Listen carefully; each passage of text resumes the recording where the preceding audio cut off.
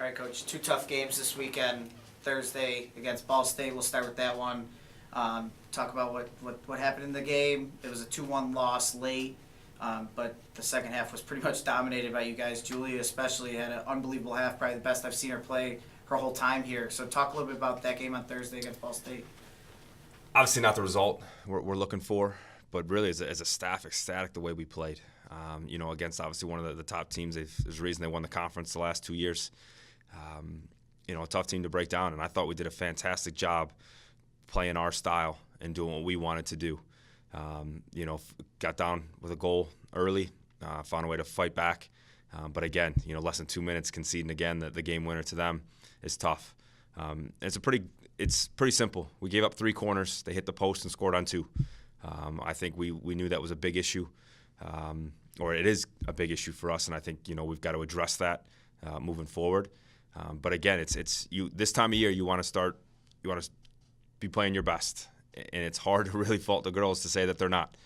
They're performing at a really high level. Obviously, we obviously want to see some more goals, but very, very pleased where we're at right now, and excited to be moving forward.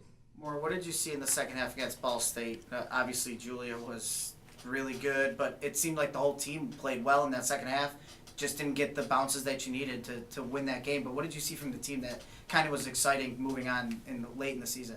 I think we were really relentless in the second half. We didn't give up for 1 second, and obviously it didn't show at the end, but I know that right now moving forward that we're going in the right direction.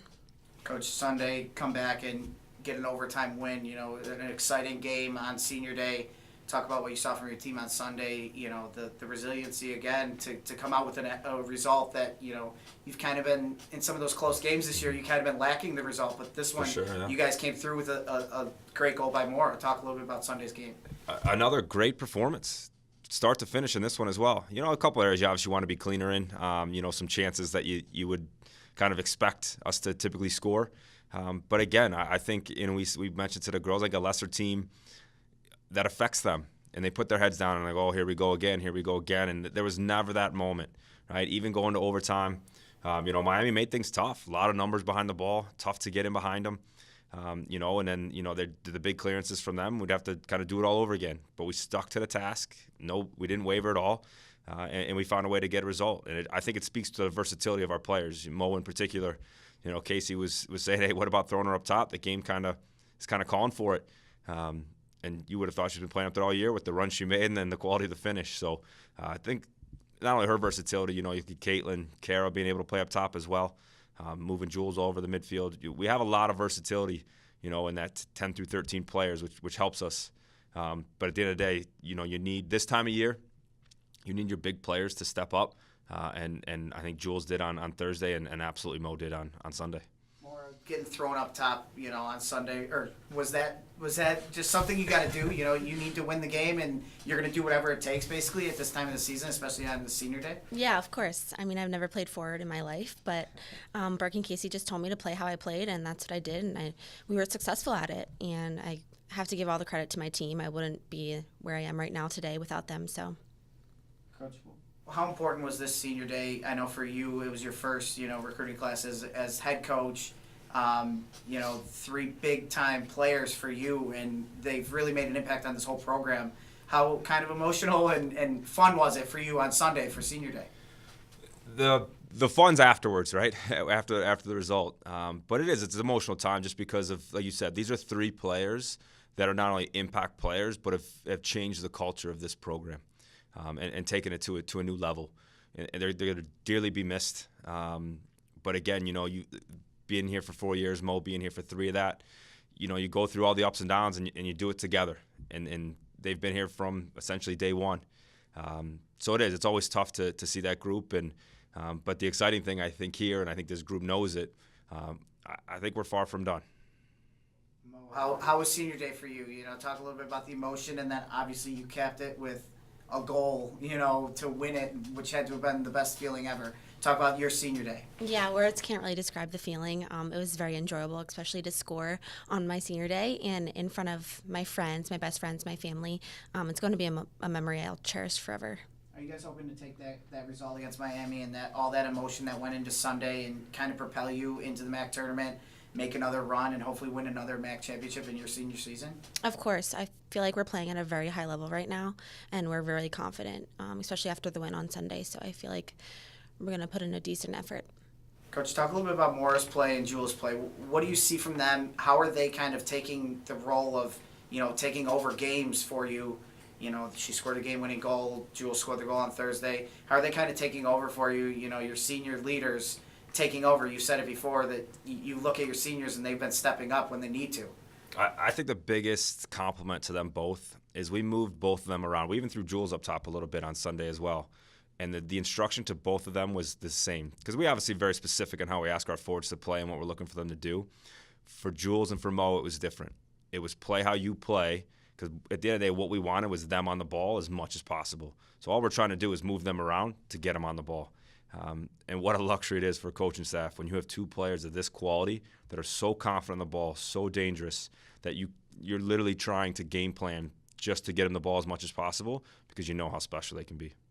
How do you regroup and kind of focus on Akron? Obviously they're not where you want in the standings. They're not a team that's near the top, and you've played some of the better teams in the conference. But how are you going to focus this group to taking care of the last game of the season and hopefully getting a home playoff game?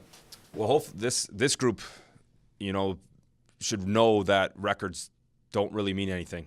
I take us for example. Obviously, I'm biased, but I think we're the best team in the conference, and we're the highest we can finish is 4th. I think Akron's going to be a lot of similarities. They're extremely well coached, extremely well organized. They're going to play very similar to us, and I think our girls know how tough it is to come out on the short end, and sometimes you don't get that extra goal or it's not your day. I watched some tape of them already. They had a great chance to actually steal a game against Ball State. Keeper came up with a save on one of their breakaways. But if for 1 second we look at their record and think this is going to be easy, we're going to get punished and punished severely. You've had 3 one-goal losses to the top 3 teams in this conference. What does that say about this team? You're right there, and you just said it. You think that you are the best team. Does that prove it to you? These tight matches, but you just need to come out with the result in the playoffs? Yeah, and it's obviously no disrespect to those teams that did beat us, because I think Kent is look at the stats. Kent, best defensive team. Bowling Green, best attacking team. Right? Ball State wins games. But I think all our girls are eager to get an opportunity to play against those teams again, because we've done it. We've shown that we can, and hopefully we'll have an opportunity to show that we can be the best in this conference, and that's what we want. You want to beat the best to be the best. Maura, how important is it to get a home playoff game? Is that important to you guys at all? Does it not matter? Are you guys ready to go wherever you want to go, or here and just win? Is that what it is at this point of the season? Well, we want obviously a home game just to play in front of our crowd. Our crowd's been so well this season for us. They've been giving us so much energy to play off of, and I think that's really important, especially when playoffs are right now. What do you guys have to work on, heading into Akron on Thursday? What still needs some work? I know probably set pieces are going to be a big emphasis this week. What else, do you need to work on to pick up a good result and then hopefully get the 4 seed? I mean, you kind of said it. If we're sound and solid defensively on corners, set pieces, which we're more than capable of, right? I think it's a psychological point right now. I think we're a tough team to beat. And again, I think we'll still kind of look on the offensive side of the ball. 2 or 3 goals makes it a little easier to win games. So I think we'll kind of pay attention to some of the details. Some sharp technical work, maybe some stuff in front of goal. But again, it's still worth the maintenance point, because I think this team's geared for a deep playoff run. Good. Awesome. Thanks, Lloyd. Thanks, guys.